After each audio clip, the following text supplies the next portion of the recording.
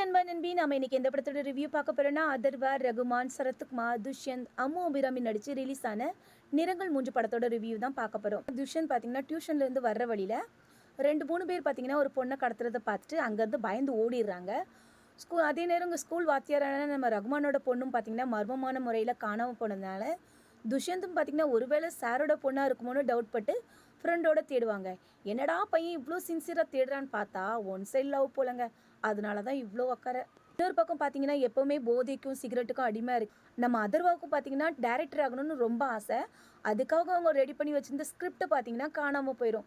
இதனால பைத்தியம் பிடிச்ச மாதிரி பார்த்தீங்கன்னா ஒரு ட்ரக்ஸ் எடுத்துக்க ஆரம்பிச்சிருவாங்க. அடுத்ததாக பார்த்தோம்னா கரெக்டர் போலீஸ் ஆஃபீஸரான நம்ம சரத்குமாரும் பார்த்தீங்கன்னா ஹிடன் ட்ரங்க் கேஸ் விஷயத்தில் மினிஸ்டர் பையனை பார்த்தீங்கன்னா அரெஸ்ட் பண்ணி லாக்அப்பில் வச்சுருப்பாங்க.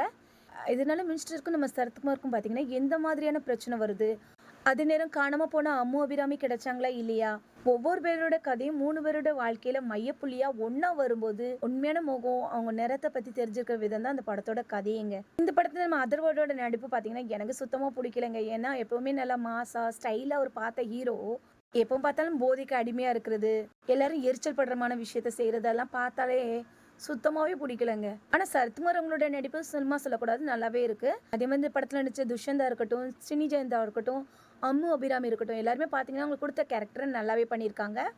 அதே மாதிரி ரகுமானோட நடிப்பும் பார்த்தீங்கன்னா ஒரு நல்ல வாத்தியாரா, எல்லாருக்கும் பிடிச்ச வாத்தியாரா சூப்பராக பண்ணியிருக்காங்க. ஆனால் என்னங்க ஒரு பொண்ணு காணாமல் போயிட்டா எல்லாருக்குள்ளுமே ஒரு ஃபீலிங்ஸ் இருக்கும் இல்லையா. ஆனால் அந்த ஃபீலிங்ஸ் பார்த்தீங்கன்னா நம்ம ரகுமான் அவங்களுக்கு வெளிப்படுத்த தெரியலையா இல்லை இப்படி தானான்னு எனக்கு புரியலை. ஆனால் அவங்க பண்ணுற எந்த ஒரு எமோஷன் சீனும் பார்த்தீங்கன்னா பார்க்குற நமக்கு எதுவும் செட் ஆன மாதிரியே தெரியலை.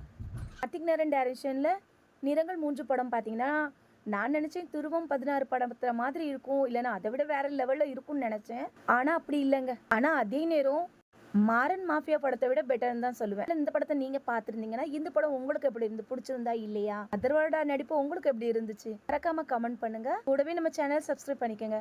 Thank you friends.